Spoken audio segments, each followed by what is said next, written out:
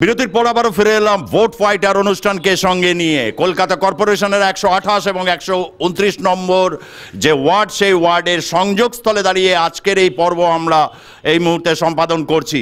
এই পর্বে আপনারা দেখতে পাচ্ছেন অনেক মানুষই এসছেন, প্রত্যেকের কাছ থেকেই জানতে চাইব ভারতবর্ষে যেমন অর্থনীতির প্রশ্ন, কর্মসংস্থানের প্রশ্ন যেরকম রয়েছে, রাজনৈতিক স্তরে গণতন্ত্রের প্রশ্ন রয়েছে। আমরা জানি বেহালা অত্যন্ত সংস্কৃতিবান একটি জায়গা, এখানকার মানুষজনের যে সংস্কৃতি বোধ সে সম্পর্কে আমরা যথেষ্ট অবহিত, এবং সংবাদ মাধ্যমে আমরা যারা কাজ করি আমরা জানি যে এখানে রাজনৈতিক সংঘর্ষের ঘটনা খুব বড় রকমের কিছু যে ঘটেছে বিগত 5 বছরে, এমন দৃষ্টান্ত কি আদৌ আছে? বা স্থানীয় স্তরে রাজনৈতিক ক্ষেত্রে কোনো রকম কি সংকট দেখা দেয়? সেখানে যে ধরনের যে সমস্ত কথাবার্তাগুলো উঠে আসে যে বিরোধীদের স্পেস নাকি খুব কম রয়েছে, বিরোধীরা প্রায়শই অভিযোগ করেন, এই বিষয়টাকে নিয়ে আমরা একটু জানতে যাব। আপনি কি বলবেন?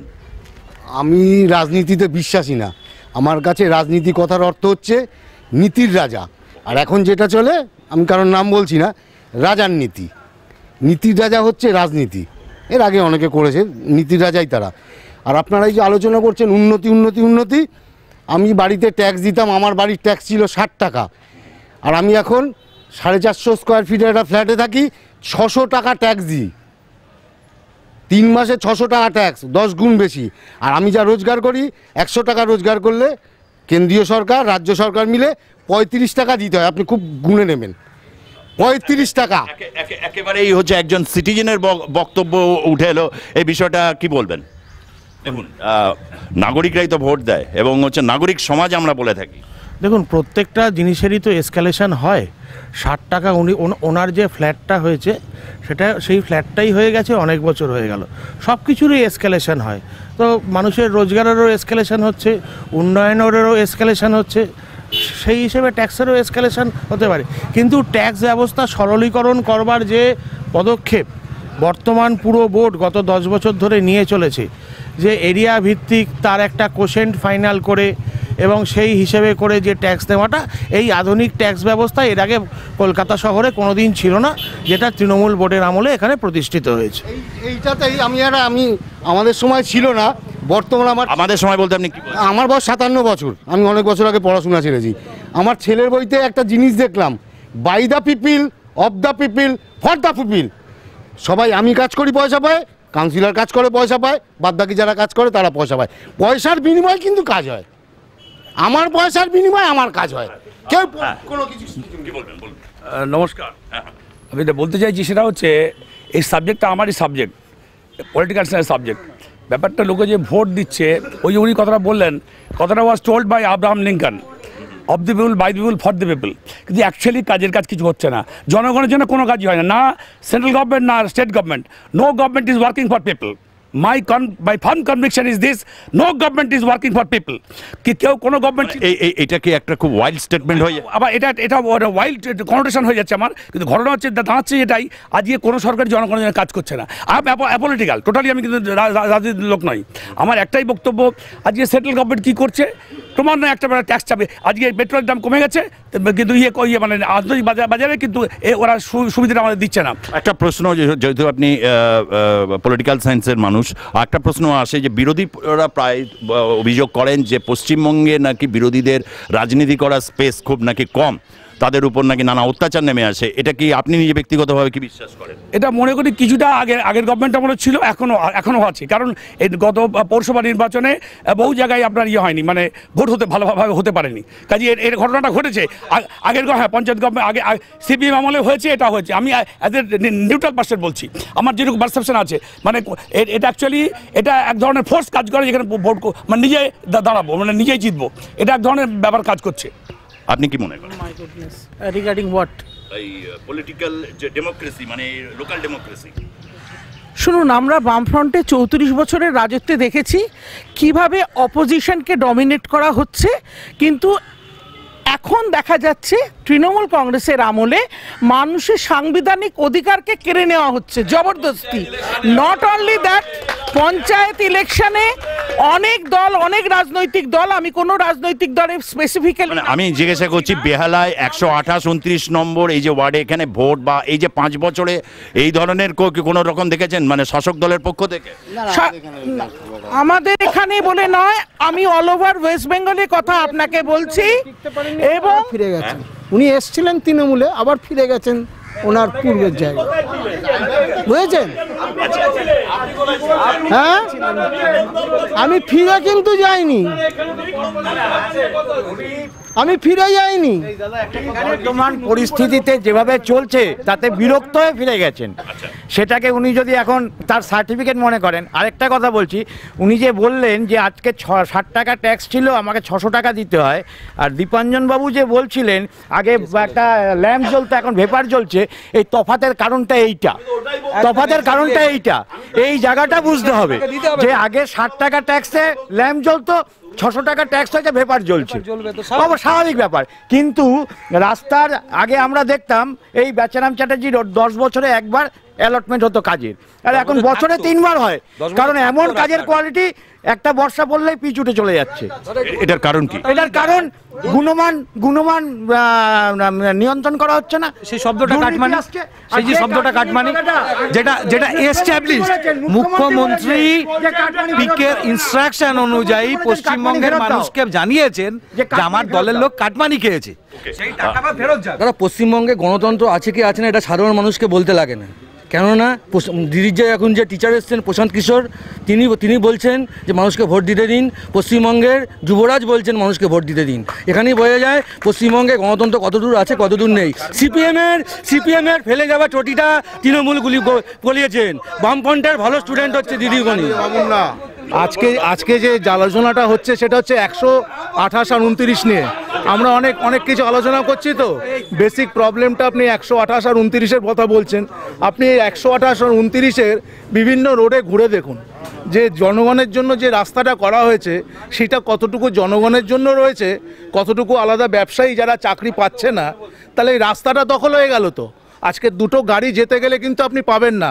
আপনাকে আমি রিকোয়েস্ট করছি আপনার এই গাড়ি নিয়ে 128 আর 29 নম্বরের ডিফারেন্ট রাস্তায় ঘুরে বসুন। কতটুকু গাড়ি যাওয়ার জন্য রাস্তা, কেননা প্রত্যেকের জন্য কিন্তু রাস্তা সীমিত আছে, কিন্তু রাস্তা নেই, আপনার হেঁটে যাওয়ার রাস্তাও নেই। কিন্তু স্পেসিফিক্যালি 129 নম্বর ওয়ার্ডের 100 দিনের কাজের লোকেদের মিটিং মিছিলে নিয়ে গিয়ে রাস্তা ভারী করা হয়, অথচ বিভিন্ন এলাকায়, আমি দায়িত্ব নিয়ে বলছি, ঝাড় দেয়া হয় না, ময়লা কালেকশন হয় না, অথচ 100 দিনের লোক পোষা হচ্ছে, টাকাটা জনগণ। আমি একটু দীপাঞ্জন বাবুর কাছ থেকে শুনবো। দেখুন, অভিযোগ অনেক, কি বলবেন? এক এক করে বলি। প্রথম অভিযোগ হচ্ছে যে এখানে গণতন্ত্র নেই। 129 নম্বর ওয়ার্ড, 128 নম্বর ওয়ার্ডে 2011 সালের পর থেকে কোনো বিরোধী দলের কর্মীর গায়ে কেউ একটা আঁচড় দিয়েছে কোনো তৃণমূল কংগ্রেসের কর্মী বা নেতা, এটা প্রমাণ করতে বলুন, নাম্বার 1। যাই হোক, আমি বোঝাই। নাম্বার 2, আজকে এই দল, কালকে সেই দল, পরশু সেই দল করে অনেক অভিযোগ করা যায়। তো এই যে যিনি বললেন যে আমার দিদি যে গণতান্ত্রিক স্পেস কমেছে, তো যদি গণতান্ত্রিক স্পেস কমে থাকে তার মধ্যে 7 বছর গণতান্ত্রিক স্পেস কমাবার দায়িত্ব তো ওনাকে নিতে হবে, কারণ এই 9 বছরের বা 10 বছরের 7 বছর উনি তৃণমূল কংগ্রেস করেছেন। এবারে সমস্যাটা হচ্ছে বলবার তো কিছু নেই। একটা প্রসঙ্গ বারবার করে আসছে যে উন্নয়নের সাথে কাটমানির প্রসঙ্গটা জড়িয়ে গেছে এবং ফুটপাত দখল হচ্ছে। শুনুন, ফুটপাত কোথাও দখল হচ্ছে না। 129 নম্বর ওয়ার্ড, আমি স্পেসিফিক বলতে পারি, আপনি এখান থেকে একটু দূরে চলে যান, বিজি প্রেসের একটা খেলার মাঠ আছে, যেটাকে আমরা ছোটোবেলায় রেড সান মাঠ বলতাম।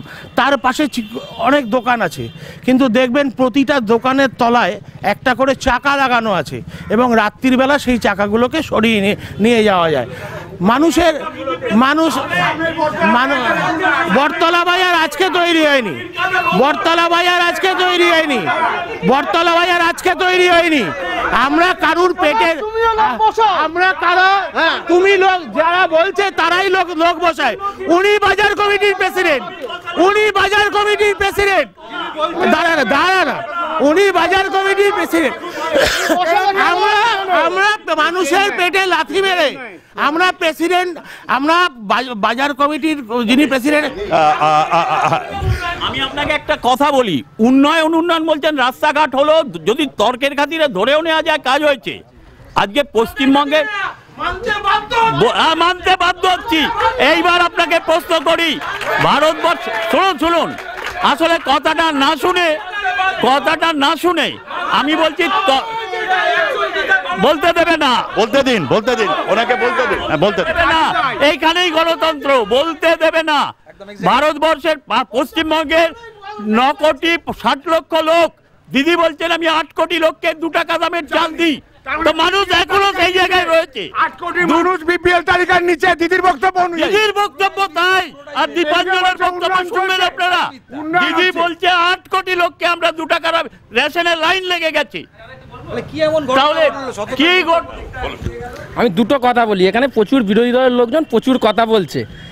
উনি বললেন যে বাজার বসলে যে দল ক্ষমতায় থাকবে ওয়ার্ডে তার দায়িত্ব সরিয়ে দেয়া। আমরা উন্নয়ন করছি, কিন্তু আমাদের আগে যে বিরোধী দলের কাউন্সিলর এই ওয়ার্ড চালিয়েছিল তার দায়িত্ব জল জমলে জল সরিয়ে দেওয়ার, জল জমে থাকলে নিকাশি ব্যবস্থা পরিষ্কার করা। আপনি কার কথা বলছেন, মানে কোন দলে? এখানে সিপিএম দল আমাদের আগে ছিল, কিন্তু একদম ঠিক 25 বছরের কথা বলছি, কিন্তু আমরা এই বক্তব্য রাখবো না যে জল জমে থাকলে ওনাদের কাউন্সিলর বলতেন যে আদর্শনগর জলাতে জল জমবে না তো কি দুধ জমবে, আপনারা ওই পয়সায় কেনেন। রবীন মুখার্জির নাম করে বললাম, ওনার বক্তব্য জল জমে আছে, লোক যখন গিয়ে ওনাকে বলছে দাদা এতদিন ধরে আমাদের এখানে জল জমে রয়েছে, আপনারা নিকাশি ব্যবস্থাটাকে উন্নতি করুন, উনি দাঁড়িয়ে বলছেন জলায় জমি কিনেছেন, জল জমবে না তো কি দুধ জমবে। আর একটা কথা বলি, আমাদের বর্তমান পৌর মাতা এবং তার আগে যিনি ছিলেন পৌর পিতা যিনি ছিলেন, এনারা দুজনে আমাদের এখানে সুয়ারেজের মানে আন্ডারগ্রাউন্ড ড্রেনেজের জন্য পাম্পিং স্টেশন করে দিয়েছেন, আমাদের 129 নম্বর ওয়ার্ডে বসিয়েছেন। আমাদের পানীয় জলের ব্যবস্থার জন্য সেনপল্লিতে আপনি গিয়ে দেখুন পাম্পিং স্টেশন হয়েছে।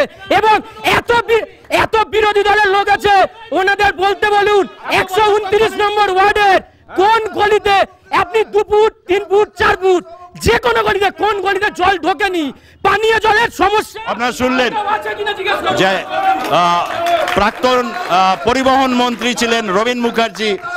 না, এটা নিশ্চয়ই গ্রহণযোগ্য নয় যে কোনো এলাকায় জল জমলে সেটাকে ব্যঙ্গ বা উপহাস কেন হচ্ছে। বেহালার মতো জায়গা আপনারা শুনছেন। ওকে, বলুন।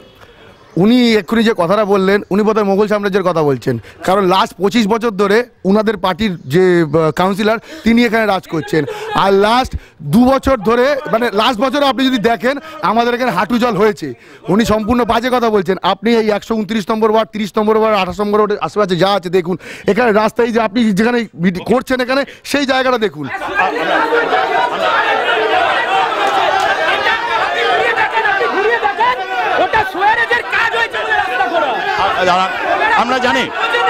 আমরা জানি আরো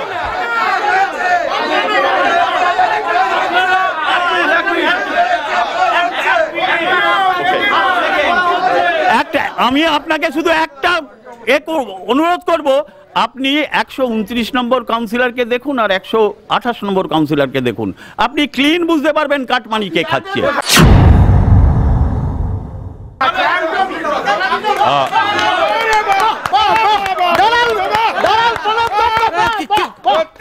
বেহালা পূর্ব, বেহালা পশ্চিম, সেখান থেকে বিধায়ক আমরা জানি রাজ্যের, সেটা 2001 সালের পার্থ চট্টোপাধ্যায় জয়লাভ করেছিলেন, আরেকজন শোভন চট্টোপাধ্যায়।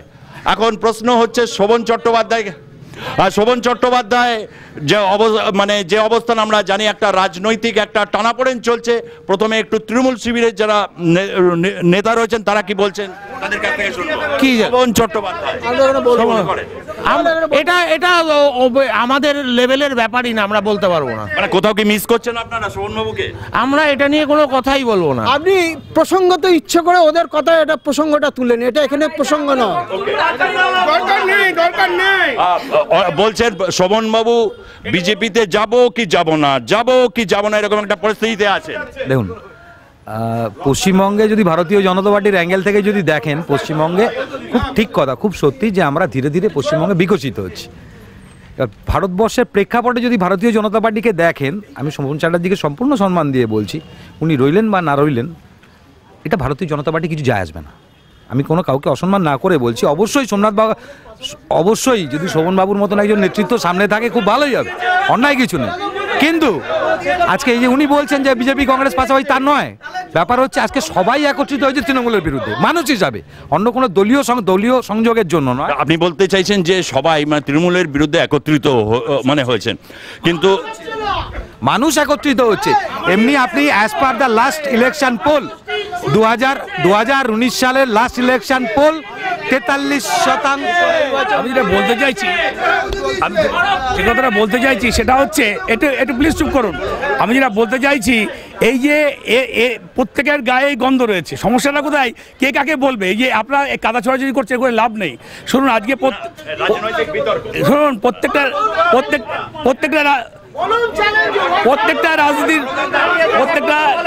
প্রত্যেকটা রাজনীতির মধ্যেই গন্ধ রয়েছে। সমস্যা হচ্ছে কি, প্র্যাকটিক্যালি এই মানে কলুষিত মুক্ত সমাজ করা খুব প্রবলেম ব্যাপার আছে। হ্যাঁ বলো, বলো, তুমি বলো। না বলো, এই তো এটা তো ডিবেট। হ্যাঁ